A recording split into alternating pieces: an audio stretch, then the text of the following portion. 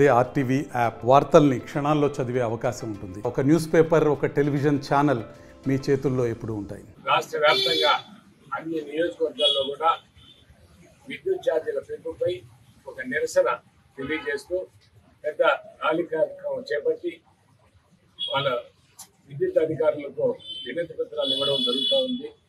ఈరోజు కూటమి ప్రభుత్వం చంద్రబాబు నాయుడు గారు ఎన్నికలకు ముందు ఆయన పదే పదే చెప్పారు, మేము ఎలాంటి విద్యుత్ ఛార్జీలు పెంచము, అదేవిధంగా విద్యుత్తును వినియోగదారులే ఉత్పత్తి చేసి అమ్మే విధంగా వాళ్ళే విద్యుత్ అమ్ముకునే విధంగా మేము అదే సంపదను సృష్టిస్తామని ఆ రోజుల్లో చెప్పడం జరిగింది. కానీ వాళ్ళు ఇచ్చిన బూటక ప్రచారాలు కావచ్చు, బూటక హామీలు కావచ్చు, అసత్య ప్రచారాల వల్ల వాళ్ళు అధికారంలోకి రావడం జరిగింది. వైఎస్ఆర్ కాంగ్రెస్ పార్టీ ప్రభుత్వం కన్నా ఈ ప్రభుత్వం మాకు మేలు జరుగుతుందని ఆలోచన చేశారు ప్రజలు.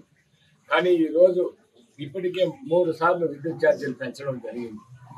ఈరోజు నిజంగా ఈరోజు ఎస్సీ కాలనీలో అయితే గత వైఎస్ఆర్ కాంగ్రెస్ పార్టీ ప్రభుత్వంలో ఎక్కడా కూడా విద్యుత్ కట్ చేసిన దాఖలాలు లేవు, ఇల్లు జరిగిన దాఖలాలు లేవు. ఈరోజు నిజంగా ఎస్సీ కాలనీలో రాత్రులపై ఈరోజు విద్యుత్ అనేది కట్ చేయడం జరుగుతూ ఉంది.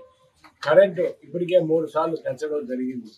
దీనిపై నిరసనగా రాష్ట్ర వ్యాప్తంగా కూడా అన్ని నియోజకవర్గాల్లో నిరసన కార్యక్రమాలు చేపట్టడం జరిగింది. 27వ తేదీన రాజంపేటలో కూడా పార్టీ అధ్యక్షుడు పిలుపు మేరకు 27వ తేదీన ఈ కార్యక్రమాన్ని చేపట్టడం జరిగింది.